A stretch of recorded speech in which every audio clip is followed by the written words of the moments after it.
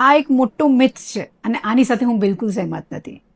મારો પર્સનલ જો experience share કરું, લાસ્ટ 18 મંથમાં નિફ્ટીએ ઓલમોસ્ટ નેગ્લિજિબલ રિટર્ન આપ્યા છે અને માર્કેટ લગભગ 12 to 14% ડાઉન ગયું અને એક વીકમાં તો લગભગ 7 to 8% પણ ફોલ આવી ગયો હતો. તો ગેસ વોટ, એક પણ પેનિક કોલ નથી આવ્યો. કોલ આવ્યા તો ફક્ત એક જ રીઝન માટે કે અમારે ઇન્વેસ્ટમેન્ટ કરવું છે. અમારા લગભગ 70% ક્લાયન્ટે અમને સ્ટેન્ડિંગ ઇન્સ્ટ્રક્શન આપ્યા છે કે માર્કેટમાં ડીપ આવે તો અમને મેસેજ કરજો, અને જેવો અમારો મેસેજ જાય એ લોકો તરત જ ફોલિંગ માર્કેટમાં ઇન્વેસ્ટમેન્ટ કરે છે. હા, કોઈ 20,000 કરે છે, કોઈ 2 લાખ કરે છે, તો કોઈ 20 લાખ કરે છે. અમાઉન્ટ આમાં વધારે મહત્વનો નથી, તમારું માઇન્ડસેટ વધારે મહત્વનું છે. માર્કેટ ડાઉન હોય ત્યારે અનસર્ટેનિટી હોય છે, ફિયર પણ હોય છે, એટલે બોલવું બહુ ઇઝી છે કે ઇન્વેસ્ટમેન્ટ કરો, પણ એકચ્યુઅલમાં ઇન્વેસ્ટમેન્ટ કરવું બહુ ટફ ડિસિઝન છે. અને કોવિડ પછી જે લોકોએ ઇન્વેસ્ટમેન્ટ કર્યું છે એ લોકોએ પેનિક કરશે જ, કારણ કે લોકોએ એવો ફોલ જોયો જ નથી.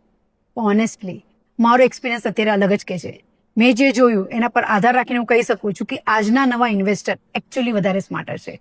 આ રીલ ગમી હોય તો શેર કરો, અને ફોલો કરો સોનલ મહેતા MFD પર.